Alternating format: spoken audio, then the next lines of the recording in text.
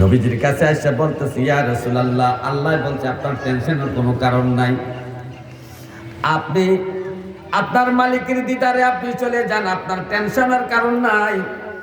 আপনার এই উম্মতকে হেদায়েতের জন্য, তালিম দেওয়ার জন্য আপনি আপনার সাহাবীদেরকে যেভাবে তালিম দিয়েছেন, যেভাবে দ্বীন বুঝাইছেন, যেভাবে নামাজ বুঝাইছেন, যেভাবে হালাল হারাম বুঝাইছেন, যেভাবে পর্দা প্রসূতা বুঝাইছেন, যেটা স্বামী স্ত্রীর হক যেভাবে বুঝাইছেন, হজের সম্পর্কে যেভাবে বুঝাইছেন, রোজার সম্পর্কে যেভাবে বুঝাইছেন, যাকাতের সম্পর্কে যেভাবে আলোচনা করেছেন, এই সমস্ত দ্বীনি তালিম তালকিনের দায়িত্ব আপনার উম্মতের উলামায়ে কেরামের উপর আল্লাহ দিয়ে দিয়েছে।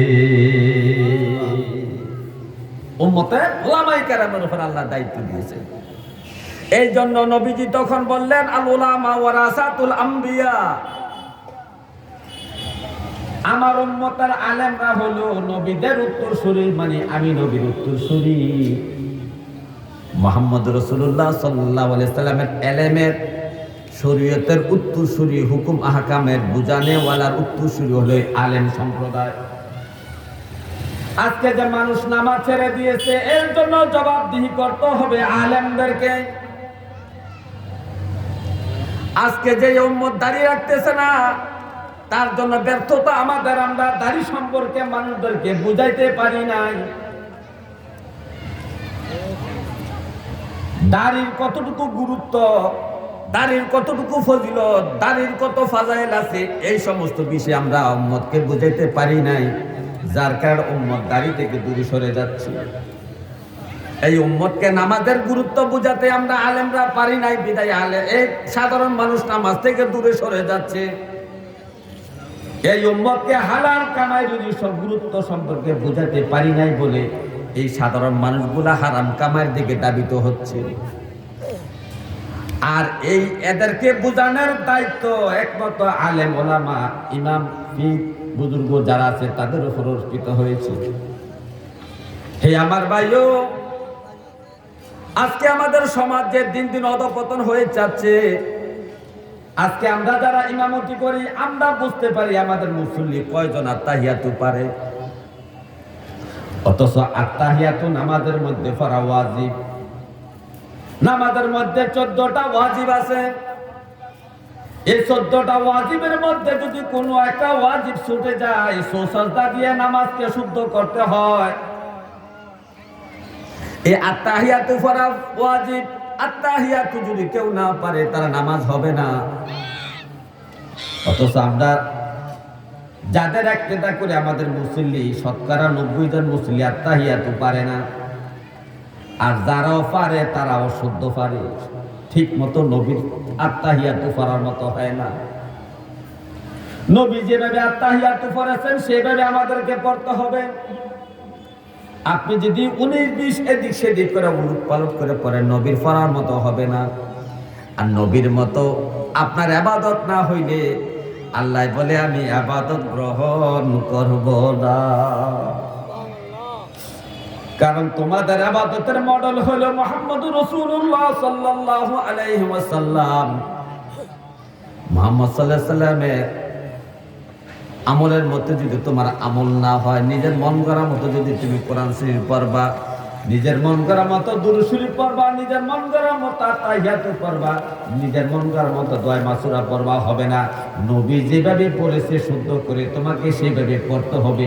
নবীর আত্তাহিয়াতুর মতো তোমার আত্তাহিয়াতু পড়া যদি হয়ে যায়, নবীর দুরূদ শরীফ পড়ার মতো যদি তোমার দুরূদ শরীফ হয়ে যায়, নবীর দোয়া মাসুরা পড়ার মতো যদি তোমার দোয়া মাসুরা পড়া হয়ে যায়, নবীর সাজদার মতো যদি তোমার সাজদা হয়ে যায়, নবীর রুকুর মতো যদি তোমার রুকু হয়ে যায়, এই নামাজটা হয়ে যাবে সালাতুল মিরাজুল মুমিনিন। আজকে এই মুসলমান নামাজ পড়ে, নামাজের মধ্যে 13টা ফরজ আছে। কয়টা ফরজ? স্পষ্ট পেখার মাস্টার মধ্যে লেখা আছে, প্রত্যেকটা ফতোয়ার কিতাবের মধ্যে লেখা আছে। পরে দেখেন,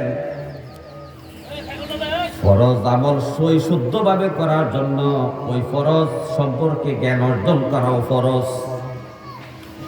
নামাজের মধ্যে 13টা ফরজ আছে। আপনি যদি একটা ফরজ যদি ভুলও ছেড়ে দেন নামাজ বাতিল হয়ে যাবে। সাহু সাজদা দিলেও কাজ হবে না। সাহু সাজদা একমাত্র ওয়াজিবের বেলায় সাহু সাজদা দিলে নামাজ শুদ্ধ হয়। কিন্তু ফরজ যদি নামাজে ছুটে যায়, এই ব্যক্তিরা যদি 1000 বছর ধরে নামাজ পড়ে একটা নামাজও কবুল হবে না। তাহলে নামাজের 13টা ফরজ সম্পর্কে জানা আমাদের উচিত ছিল।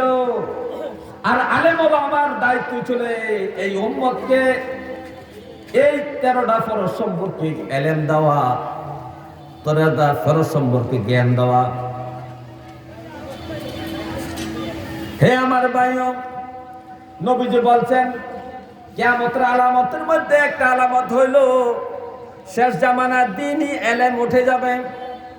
দ্বীনি ইলম মূর্খতা প্রকাশ পাবে। মূর্খতা মানে মন গড়া মতো আমল আবিষ্কার হবে, কিন্তু কোরআন হাদিসের ইলম উঠে যাবে।